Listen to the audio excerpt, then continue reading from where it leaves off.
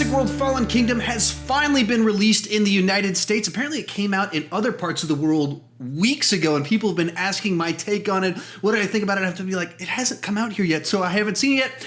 I have now seen it, and a couple days ago I put out my spoiler-free review. If you haven't seen the movie yet, don't watch this review. Go watch that one if you're interested in kind of my spoiler-free take on it. More importantly, just go watch the movie, form your own opinion, and then come here, watch this video, and have some nice, lively discussion, because this movie is dividing audiences. People are having very different responses to it, and you can look at the Rotten Tomatoes score. Right now, it's right at 50%, and it's been at 50% for a couple days now. So, I mean, just right down the middle, half of critics are like, yeah, go see it. Half of critics are like, no, don't go see it. And then in my own comment section, I feel like I'm seeing a lot more people that are negative on the movie, and then I'm seeing other people that are like, I love this one. I had a total blast with it. I don't understand the hate for it. Then I've got some of my fellow YouTube friends that are making rant videos about how this movie is dreadful, it's awful, it's an example of everything wrong with Hollywood. I mean, vicious rants about this movie. I had one guy said that he thought it might be the worst movie of the year thus far. And then Scott Movie Mance, a guy, I don't know how old he is, but he's probably like 50 years old, legit Hollywood critic man, second favorite Jurassic Park movie, right behind the original film. This movie is dividing audiences. If you checked out my previous review for it, I went mixed positive. There's enough positive things in this one that it gave me what I went to go see out of this movie. There's just a lot of other issues with it that I wasn't so crazy about. So with all of that said, I'm going to start talking about this movie, and essentially what I'm going to do for this one, instead of kind of walking through the plot that I've done with some of my different spoiler reviews, this one I'm taking basically my notes of my spoiler-free review, and I'm going to go through it. I'm going to give what I was talking about with each of the little points on my spoiler-free review, so it just kind of fleshes it out a little bit more. This isn't one that I want to walk through the plot and go long on. Though every time I say I don't want to go long, I end up going long on it. So we'll see what ends up happening. But where I'm going to start on this one, I actually say my warning right now. If you haven't watched the movie, this is your last opportunity to leave before I start diving into spoilers. And 3, 2, 1, we're going to start spoiling things. First thing I want to talk about is the trailers for this movie were ridiculous. Absolutely ridiculous what they showed in the trailers for this movie. So the original trailer came out, and it only shows the stuff of them on the island itself. So it shows Claire recruiting Owen to go back to the island to try and save the dinosaurs from a volcano. You saw some Jeff Goldblum in there talking about extinction, and everything in that trailer was on the island, pretty much. And so, like, I did my reaction, I was like, this seems like only part of the movie. It seemed like it was like missing an awful lot of story, because that was pretty thin there, what they just showed. And the director kind of came out on social media. Someone came out on social media and said, everything in this trailer is in the first 57 minutes of the movie. Really specific details about how much of the, like, how far into the movie this trailer went. I was like, that sounds real. Like, that's okay. That makes a lot of sense that there's a whole lot of this movie that they're not talking about. And then the second big trailer comes out, and it's one of the worst examples of a trailer, beat by beat, walking you through the movie that I've seen in quite a while. Well, no, that's not true. Because since then, the Skyscraper trailer came out, which I'm pretty sure beat by beat walks you through the movie. So I think it's actually probably the most recent one. But of ones that I was mad that it, because Skyscraper, I'm not too mad that they did that with. But Jurassic World, it showed so much stuff that I did not want to see. So in the trailer, you see them go to the island, and they show kind of the businessman be like, hey, we're going to try and save them and take them to a sanctuary. Then it shows Chris Pratt going, blue, throwing snacks to her. Then it has all the troops come out. It has them showing Blue get shot. And then it cuts to like them, transporting them, and like, this wasn't what they lied to us. They tricked us. So this is like the first 40 minutes of the movie, they just summarized the whole thing. And then in the trailer, I only watched it one time. I was like, I want to try and forget as much of this as possible. But then it shows the auction taking place. It shows the little girl at the house. It shows the Indoraptor crawling around doing like the horror shots of her in the bed. It shows that. It shows the Indoraptor on the roof. It shows so much of this movie in ways that it's indefensible that you would show that much. And I kind of respected what they did with the first one. They only showed the first 57 minutes to tease the movie. And then they went so far in the opposite direction that I can't believe I just can't believe that trailers like that still get made, that they think that there's ways to like show them in the house and show them in labs in a way that's disjointed. It's not in order. And so you're not just so blatantly giving the beats. You're showing there's different contexts, there's different environments. You can kind of establish these themes of everyone's guilty. Like there's a way to like do that. Like everyone's guilty in all this. Like Claire, you were doing this, and Owen, you did that. Like you can put those ideas out there without having to beat by beat walk us through the movie the way this trailer did. So first thing I wanted to talk about is that trailer is just unforgivable, showing that much of the movie. From there, I'm going to dive into this and go through it in my normal good, mixed, bad. Literally, I'm using my notes from my review from a couple days ago. So kicking it off with the good. The thing that I said was best about this movie, and I stand by this, is that I think that this movie has the best thrills, scares, tension, edge of your seat since the original Jurassic Park.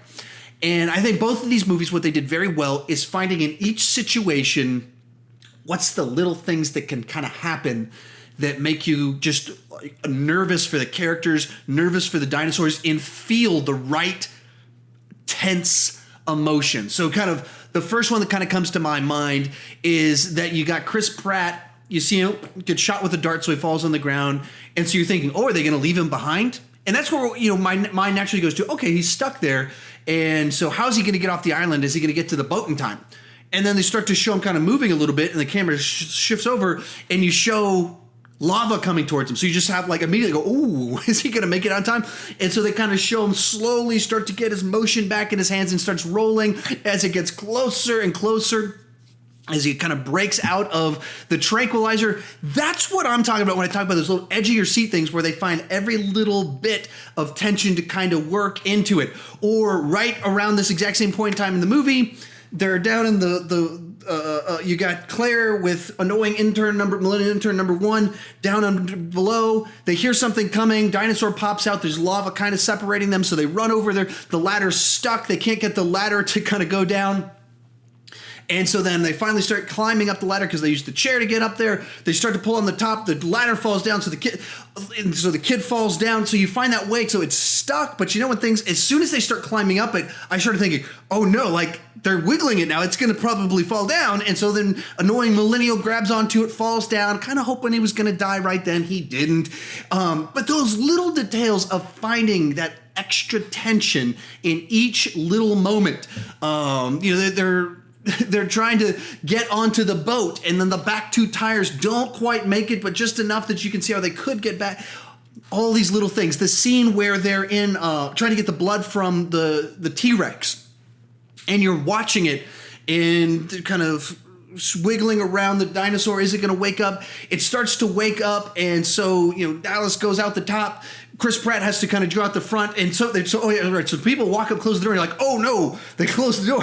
You immediately think, how are they going to get out of this? So Claire goes out the top, she's trying to get to the front, Chris Pratt has to jump through it, he rolls, and he gets to the outside, and you're like, but did they get the blood? Did they capture the bag of blood? She's got the bag of blood. And so those little things where they build the tension, release. Tension, release. And I don't think we've seen it done this well since the original one. Just finding all those little ways to build tension, release. And that's one of the things about this movie that I thought worked very well. And for me, what pushed it enough to I was definitely like, I got to go positive on this one because that's the emotion that I want out of a Jurassic Park movie. And that's what I got in this movie. And adding to that in a more general sense, and I'll talk more about this in a negative sense later on, but also when you're on the island and you're watching dinosaurs die, watching them like desperately run off a cliff and probably drowning. You're watching them get hit by lava. When that happens, they're not afraid to kill off things you don't want to see killed off. And it has a little bit of the killing a dog in a movie effect, which is why we'll go to negative on this one at this point later on in the movie. But you don't like to see dogs and pets killed in movies. It makes you sad. And so watching dinosaurs in peril, when you're watching a movie, you're like, oh no, these dinosaurs really could go extinct. It builds this ongoing tension throughout the movie as that's this theme. Like, are they going to survive? Is this the end? What's going to happen? How's it going to play out? Where's the movie going to end? it built that sense of tension. From there, the thing I enjoyed about this movie was our two leads get a little bit more to them. You gotta dig a little bit deeper on their characters. Not super deep. It's not like a character-driven movie by any stretch of the imagination. But you get to see Claire, who's a changed person, that she was responsible for horrible things happening and wasn't thinking about the reality of a park filled with dinosaurs and all that could come of it. And so now she's transformed into this person that her passion is for the dinosaurs and does not want to see them die. And is using whatever she can to try and make a difference in that direction. You see Owen.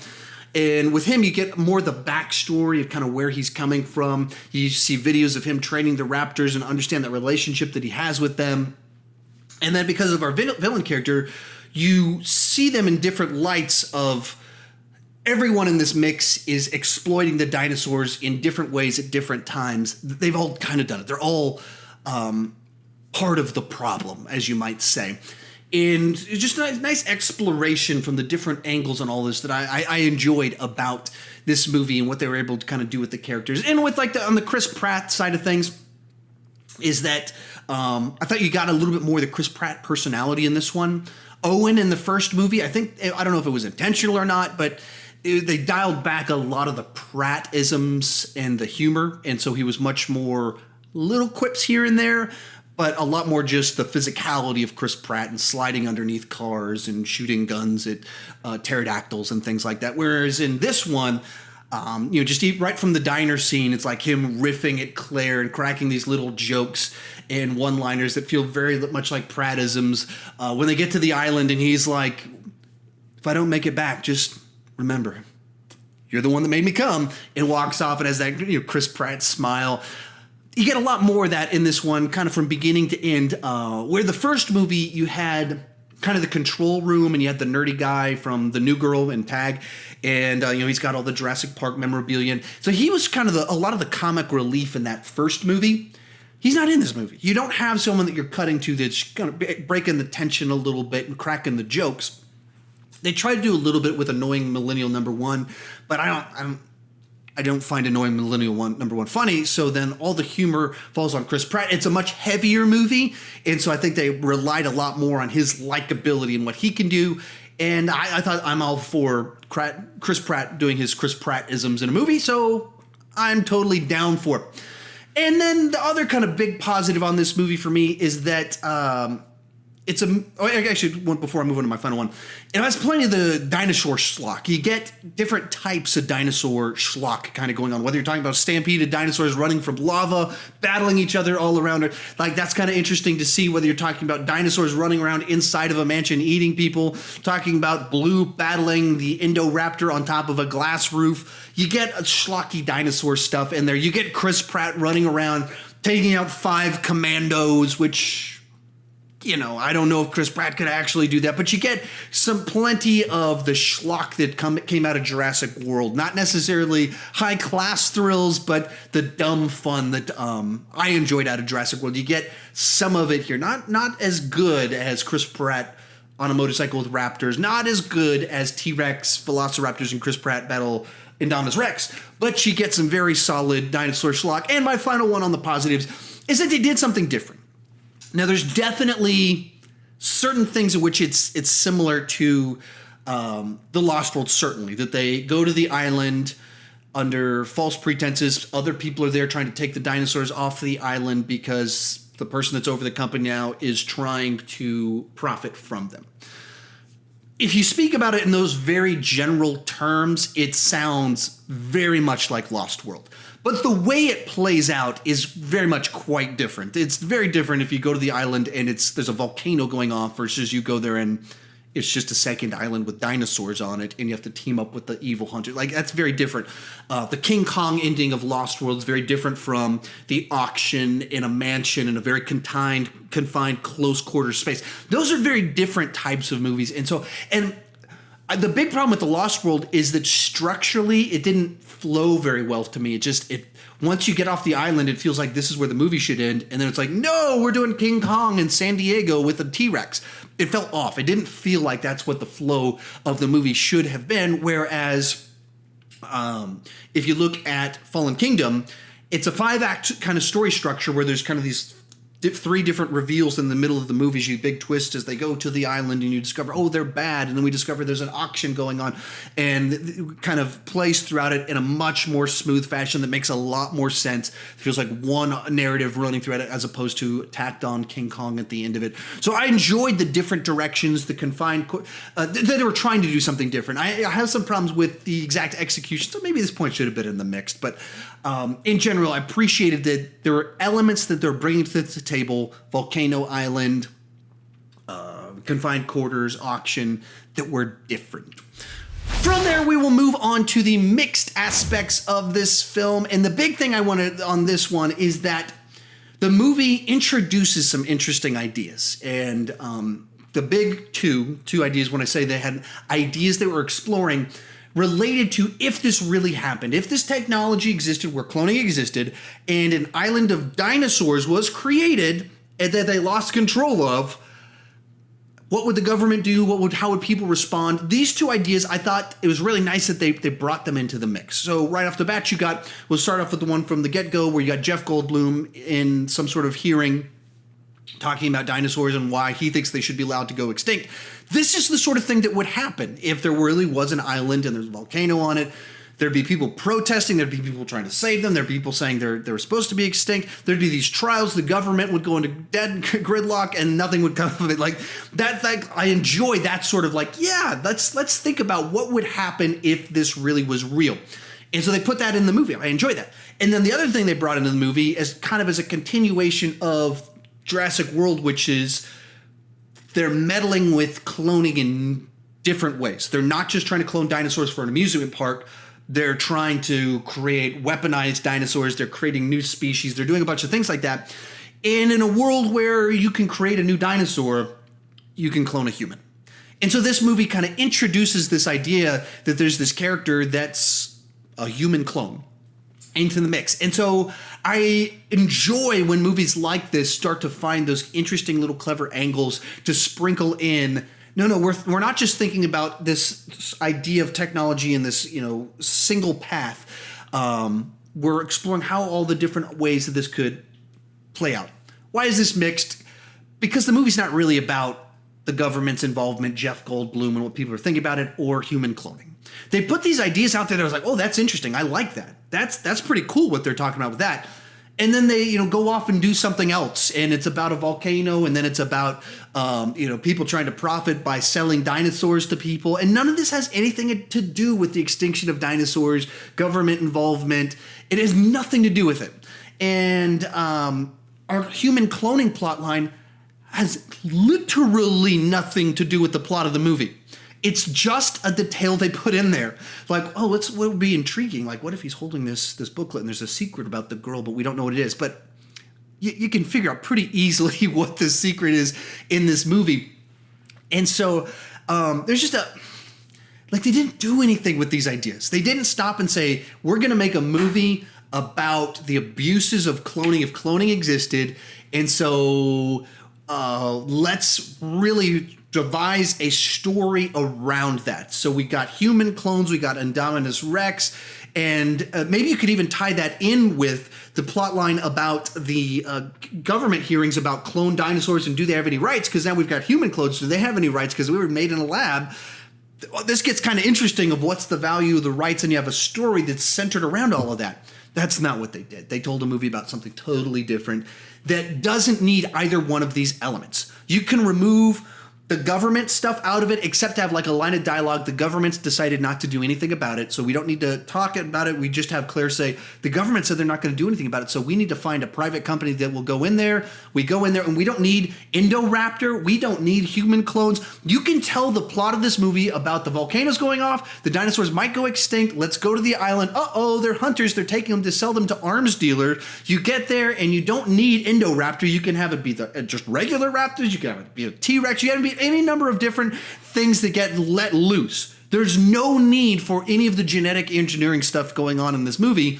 They just sprinkled ideas in there that distract from other directions that they could go with the movie. And that's frustrating. They did that really with Jurassic World as well, where there's just kind of too many plot lines. But that movie relied so much on being big and bold in its stupidity that it works well for that movie to have big monster dinosaurs, whereas this one, smaller scale, I don't know that it worked to kind of go big with the stupid. From there, let's move on to the bad with this one. And one of the problems with all the Jurassic Park movies is that everyone is way too dumb. And that's true in this movie as well. Everyone is way too dumb. So Claire just kind of trusts this guy that he's just kind of goes along with the fact that, oh yeah, I've got an island, and there's no verification, and it just kind of goes along with it. Very trusting. Brings along two dumb millennial interns with no reason that our like computer guy can hack in, but he's afraid of bugs. Like we just like that, just very weird thing. Oh, actually, our opening scene, there's a guy like on an iPad like trying to close a gate, and there's guys on a helicopter like, turn around, buddy, turn around. And he's like, what? I can't hear what you're saying. And the whole time, like, we're seeing a T-Rex kind of behind him. Like, turn around, you got to get out of there. He's like, what, guys? I need to close the door. I got to wait for them. And you're like, what?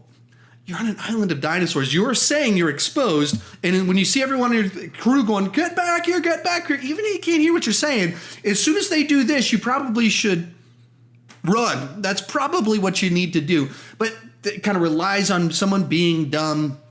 Buffalo Bill at the end of the movie, the evil hunter guy, walks into a cage with a dinosaur that he doesn't know anything about, doesn't know how strong it is to tranks or anything like that, just to pull its tooth out, walks in the cage. Just things like that where you go, this is a level of dumb that doesn't necessarily need to be here. The way, like, Chris Pratt and friends are like, we can't allow this evil raptor thing to get out of here. I know what we'll do. We'll allow a dinosaur to run through and kind of mess up their little party, and then a few minutes after this, they release Blue to try and stop down some of these commando guys.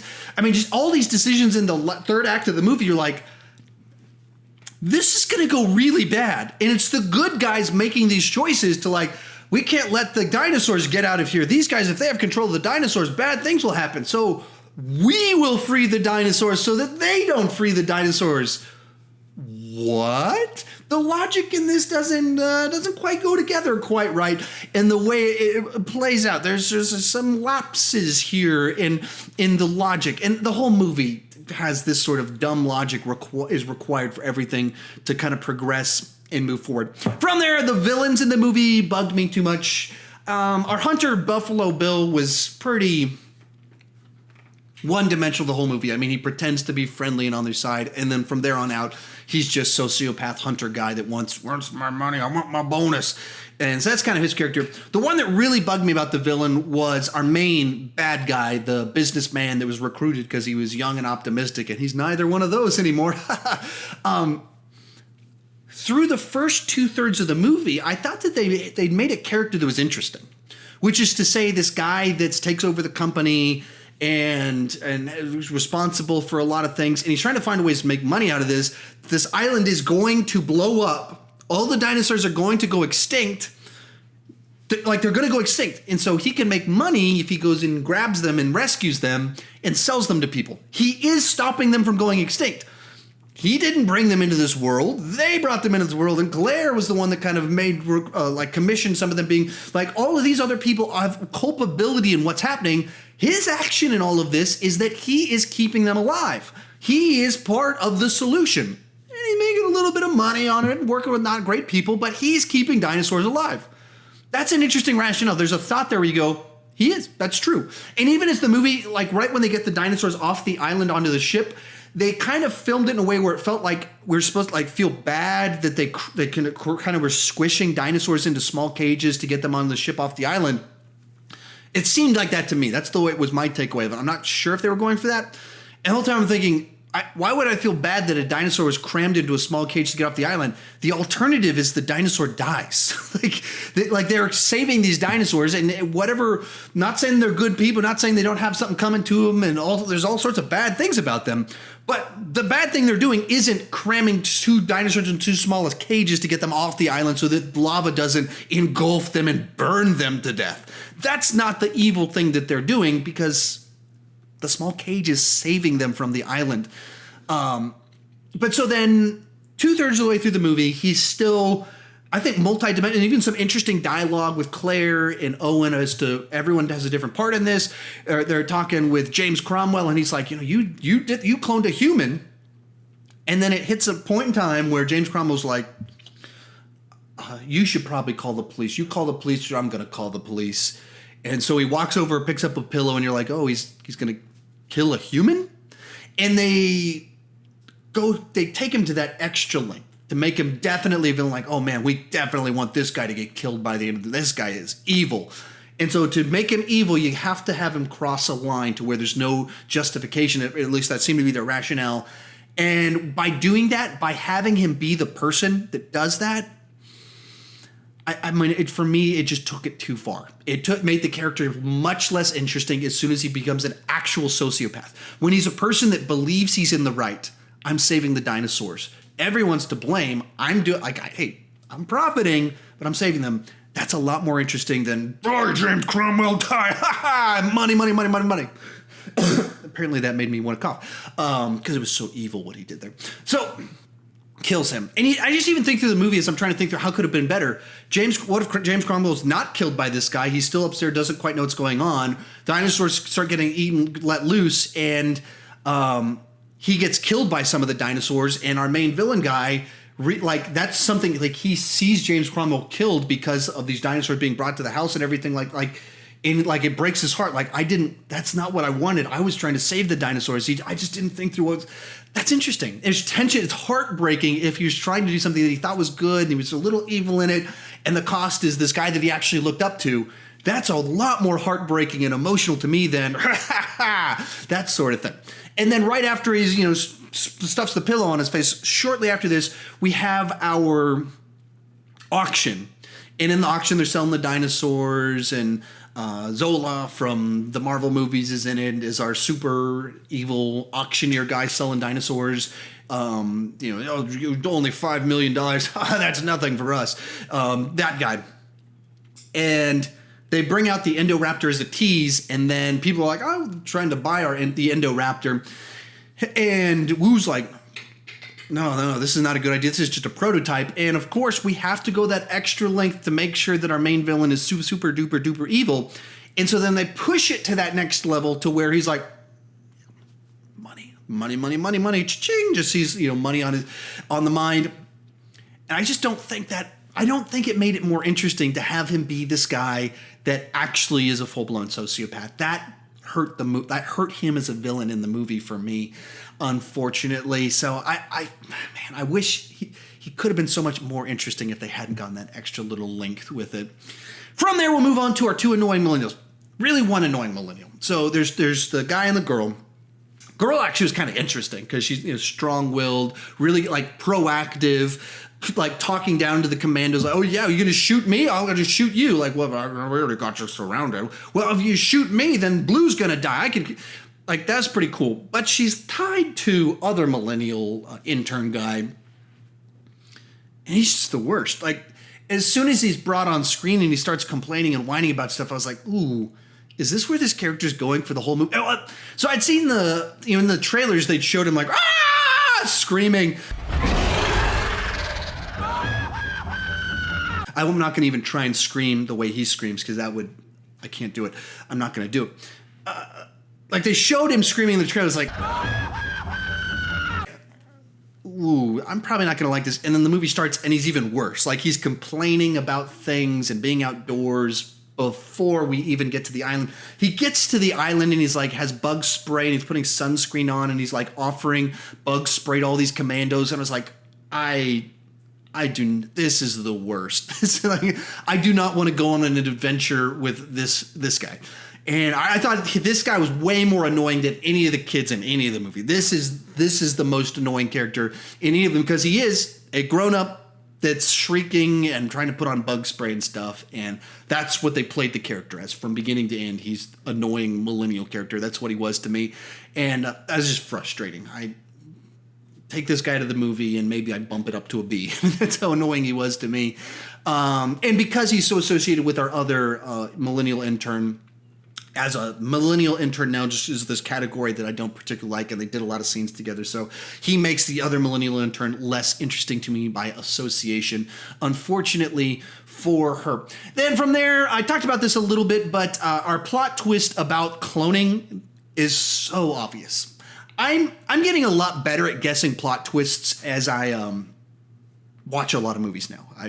I added up, if you count new movies, old movies, every movie that I've seen this year, I've seen about 140 movies already this year, about 40 new releases, 40 2018 releases. And when you do that, you start to get better at picking up at patterns and things like that. And so they have this scene where James Cromwell's in his bed and he's got this notebook there and the girl walks in and like, you're the splitting image of my daughter or something like that. You look just like her. And they said something like that and you see him like push a picture in. And I went, oh, she's a clone. Like the mother died. We never see the mother. Clearly she's going to be a clone of the mother is where this is going. And then that's exactly what it was. Like I didn't used to be that guy at all. I mean, Sixth Sense, all that. I mean, just wow, mind blown. This one, I mean, as soon as he says, you look exactly like her, I know exactly where this is going. And the biggest problem with this is that it didn't matter to the movie. It does not play in one single bit into the plot of this movie. It's just an idea that they put out there, which it'll probably tie into the next one or something. They'll have some sort of way in which they're trying to like keep expanding the epicness of things or something like that, but they did nothing with it, which just was so an odd thing to do.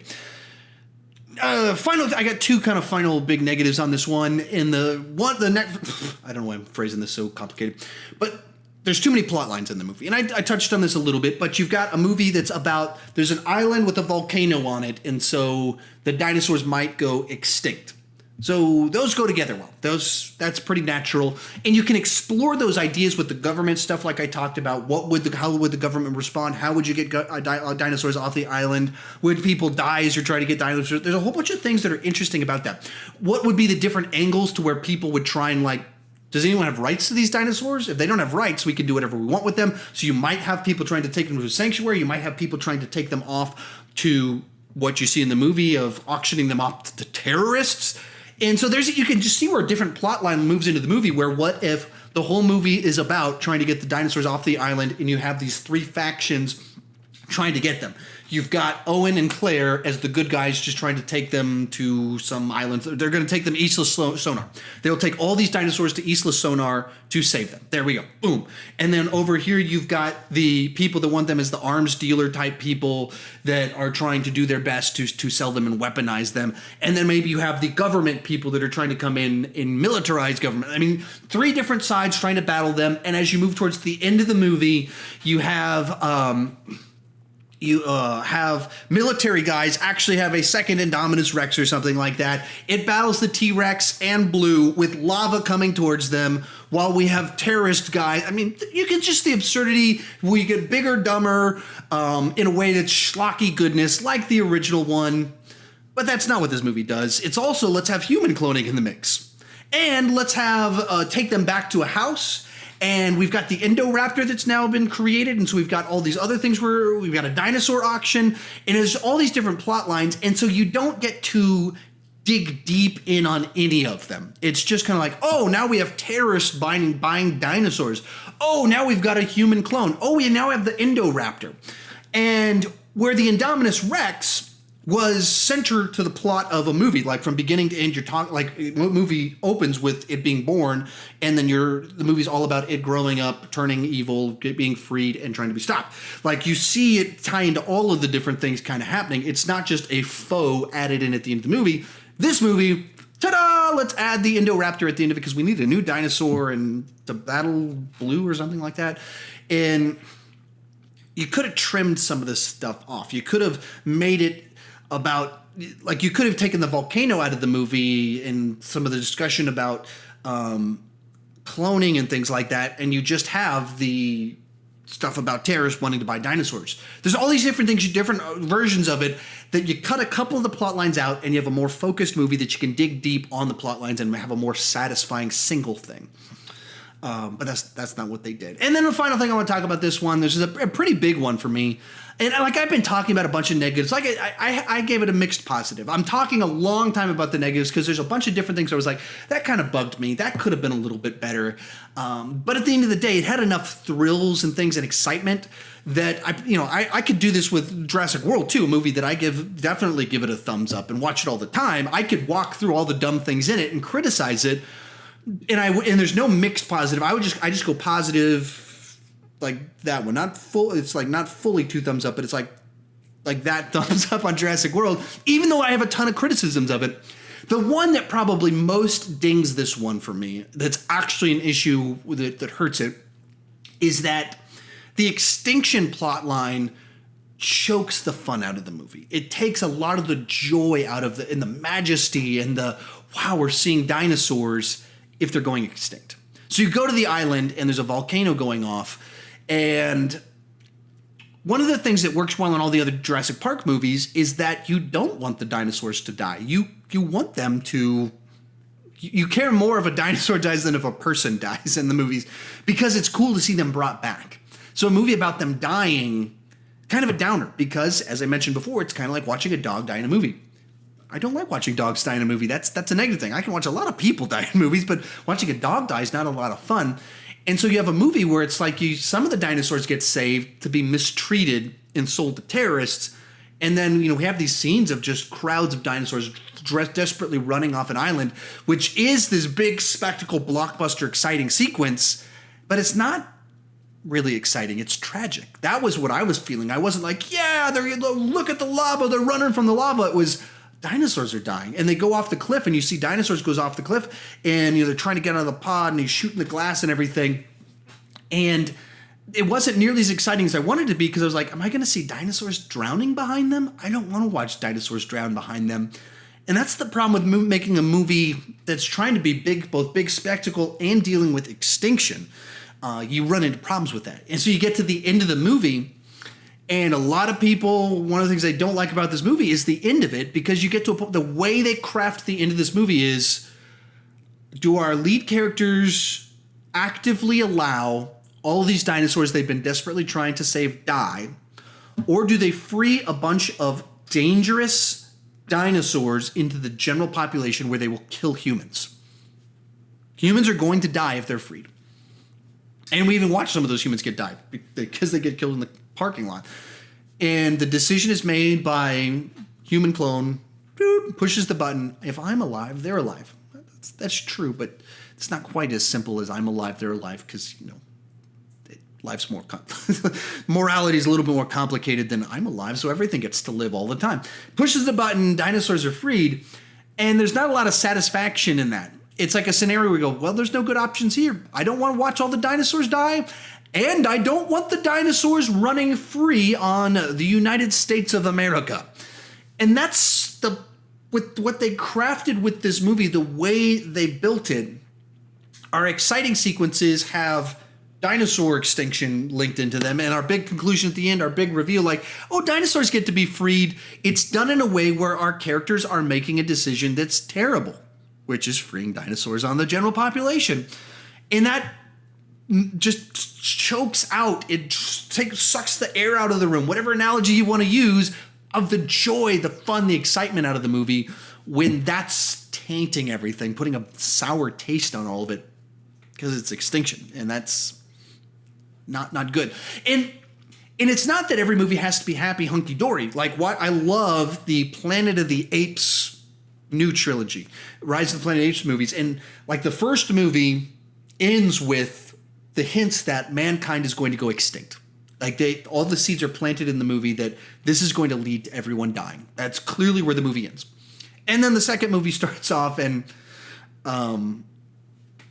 this is where things have started to happen. And That's what those movies are about, though. That's the tone of those movies. When a series of movies isn't about that, and when it's about the joy of bringing dinosaurs back, seeing them taken away is the wrong emotion for that film, and it doesn't line up right with the overall tone of the series. I don't know if that makes it clear. Anyway, there's kind of my take, my spoiler-filled review. It's shorter than most of my long ones like this that I do. Normally those are an hour. This one's only 40 minutes long, but tell me your thoughts on it. Kind of walk me through. There's love. There's a lot of hate for it. If you don't know what my score on this one, I went with a B-, 7 out of 10. Just barely, there was enough dinosaur action. It gave me what I needed out of these movies, so I gotta go positive because I did get what I needed, and the things I didn't like didn't push me all the way negative, but I'm right at that line. That's also why it's 7 out of 10. There's enough thrills, excitement in those positive things.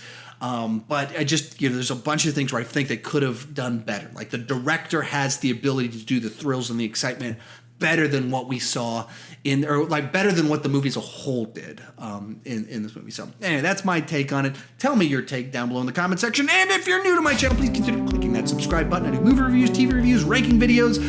But the key thing is I don't want to just talk about movies. I want to talk about movies with you. So join me down in the comment section. Let's have a nice, lively, spoiler-filled discussion of everything. If you've already clicked that subscribe button, ring that bell so you get notifications when I put new videos out. And as always, thank you for watching.